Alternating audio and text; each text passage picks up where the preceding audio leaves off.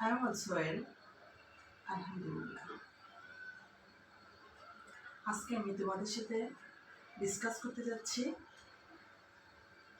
তোমাদের যেহেতু টেস্ট পরীক্ষা চলছে, তো ইংলিশ ফার্স্ট পেপারের সাজেশন এবং পরীক্ষায় কীভাবে আনসার লিখতে হয়, কীভাবে ভালো নাম্বার ক্যারি করা যায়, সেগুলো নিয়ে তোমাদের আইডিয়া দেবো, সাজেশন দেবো। আশা করি তোমরা আমার কথাগুলো মনোযোগ দিয়ে শুনবে। যদি তোমরা অ্যাটেন্টিভলি শোনো এবং সেটা ফলো করো, ইউ উইল বি সাকসেসফুল ইনশাল্লাহ। এখন আমি তোমাদেরকে ফার্স্টে যেটা বলবো, রিডিং পার্ট, মডেল কোশ্চেন। কিছু মডেল কোশ্চেন তোমরা যদি ফলো করো, অল্প কয়েকটা করলেই কমন পাওয়া যায়, তবে সেগুলো যদি মিনিং বুঝে পড়ো, ডিকশনারি বের করে খাতায় একটু কষ্ট করে লিখে নিয়ে যদি বুঝে পড়ো, তাহলে দুই একবার পড়লেই মাথায় ঢুকে যায়। মোবাইল থেকেও ডিকশনারি বের করে নিতে পারো, আর যদি মুখস্থ করো তাহলে কিন্তু will forget soon, will forget fastly, তাড়াতাড়ি ভুলে যাবে। আর যদি বুঝে পড়ো তাহলে উইল লার্ন ফাস্টলি। এখন আমি বলবো যে মডেল কোশ্চেন যে কয়টা আছে, যেমন জহির রায়হান, জয়নুল আবেদিন, মাইনুল ইসলাম, মাইকেল মধুসূদন দত্ত, প্রীতিলতা ওয়াদ্দেদার, 5 টাইম, 21 ফেব্রুয়ারি, মাদার তেরেসা। এই কমন কিছু মডেল কোশ্চেন খুব কমন আসে, পরীক্ষায় আসে। আর যদি তোমরা আরও কিছু আইডিয়া রাখো তাহলে ভালো, যে কোনোভাবে যদি কোশ্চেন মেকার বিট্রে করে একটু কম ইম্পর্টেন্ট মডেল দিয়ে দেয়, প্যাসেজ দিয়ে দেয়, তাহলে সেই প্যাসেজগুলো থেকে আনসার বের করা খুব কষ্টকর হয়ে যাবে। তাই আরও দু একটা প্যাসেজ তোমাদের সুবিধা মতো আইডিয়া করে রাখবে। নাও I am going to suggest you that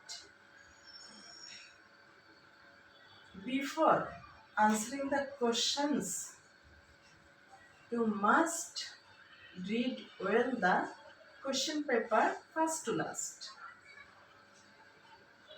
অর্থাৎ তোমরা কোশ্চেন পেপারটা আগে ভালো করে পড়ে নেবে, কোশ্চেনের আনসার লেখার আগে, এবং পড়ে নিয়ে দেখবে যে কোশ্চেনের আনসারটা তুমি সবচেয়ে ভালো পাও সেটা দিয়ে আনসার লেখা শুরু করবে। কোশ্চেন নাম্বারটা ঠিক মতো দিবে, যে তুমি 3 নম্বর আগে লিখতেছো ঠিক 3 নম্বরই দিবে, যেন আবার ফার্স্টে 3 নম্বরের আনসার লিখতেছো বলে 1 লিখে ফেলো। নাম্বার 3 লিখবে, সেটা প্যারাগ্রাফ হোক, স্টোরি হোক, বা মডেল কোশ্চেন হোক, সিন আনসিন যেটাই হোক। অফকোর্স নিট অ্যান্ড ক্লিন লিখবে। যখন দেখবে যে এক্সামিনার খাতা দেখার সময় কোনো স্টুডেন্টের হাতের লেখা খুব নিট অ্যান্ড ক্লিন এবং মোটামুটি সুন্দর হাতের লেখা, তাহলে পরপর তাকে ভালো না মার্কস দিয়ে যাবে। পরের আনসারগুলো বেশি ভালো করে না দেখে মার্কস ভালো দেবে, এটাই স্বাভাবিক। কিন্তু যদি এক্সামিনার অসন্তুষ্ট হয়ে যান, প্রথমেই লেখা যদি কাটাছেঁড়া পান বা পচা করে লেখা থাকে ফার্স্ট অ্যান্সার, যেমন আছে না, তোমরা বান্ধবী বা ছেলেরা হলে বন্ধুর খাতার দিকে তাকিয়ে যেটা পারো না সেটা দিয়ে শুরু করতে যাও, আগে ওটা লিখে নিয়ে আমি পারি না, তখন দেখা যায় কি যে টিচার দেখে ফেলবে, ম্যাম দেখে ফেলবে বা স্যার দেখে ফেলবে, এরকম একটা ভয় কাজ করে। তখন নিজে যেগুলি জানা থাকে নিজের, সেগুলিও ভুলে যায়, আর পরে আর ভালো করে কোনো অ্যান্সারই লিখতে পারে না, এবং দেখা যায় শেষে নিজের জানা কোশ্চেনের অ্যান্সারও বাদ থেকে যায়, ঘন্টা শেষ।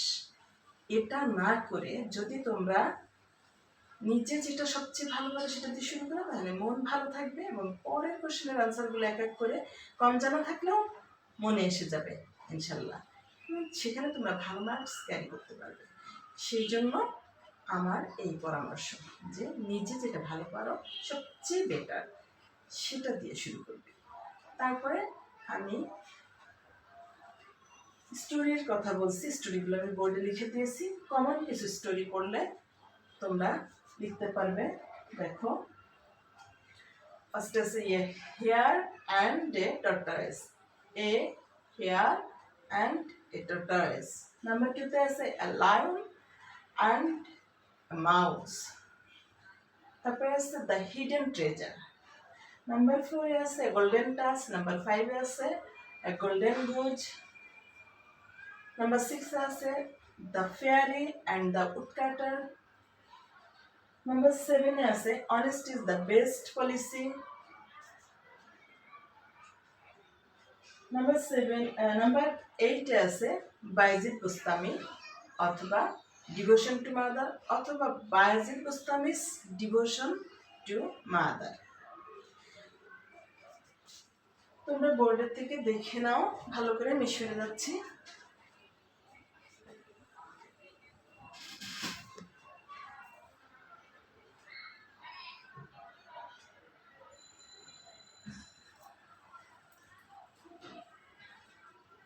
এবার আমি বলবো প্যারাগ্রাফের কথা। প্যারাগ্রাফগুলি আমি অবশ্য লিখে রেখেছি, আমি ছবি দিয়ে দিব। তার আগে আমি এক এক করে বলছি। দেখো, এনভায়রনমেন্ট পলিউশন, এই প্যারাগ্রাফটা যদি তোমরা পড়ো তাহলে 3টা প্যারাগ্রাফের আনসার লিখতে পারবে। অর্থাৎ এনভায়রনমেন্ট পলিউশনের মধ্যে আছে ওয়াটার পলিউশন এবং এয়ার পলিউশনের কিছু অংশ। তো এই প্যারাগ্রাফটা পড়লে যদি কারো এয়ার পলিউশন, ওয়াটার পলিউশন এই দুটো না পড়া থাকে, তাও কিছু লাইন লিখে মার্কস ক্যারি করতে পারবে কিছু। তারপর deforestation, tree plantation, a street hawker, a farmer, or the life of a farmer, an ideal teacher or a good teacher, a school library, a winter morning, a rainy season,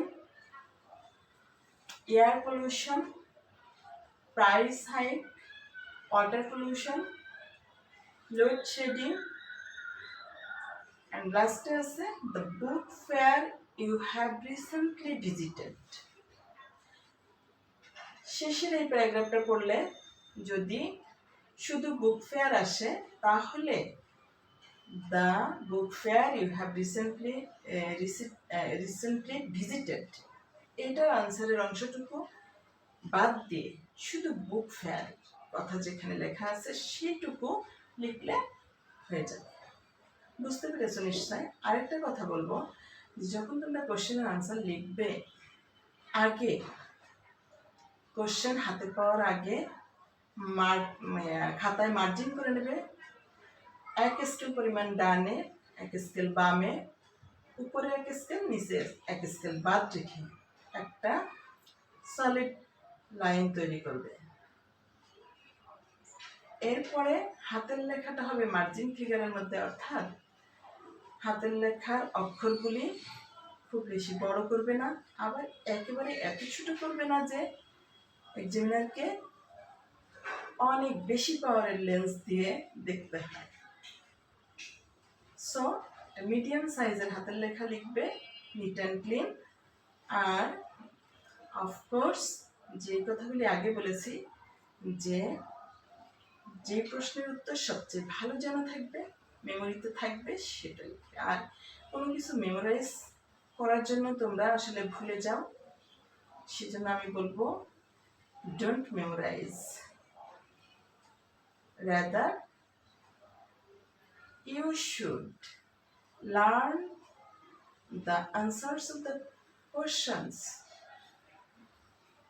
realizing the meaning of the words, the meaning of the topics. If you learn,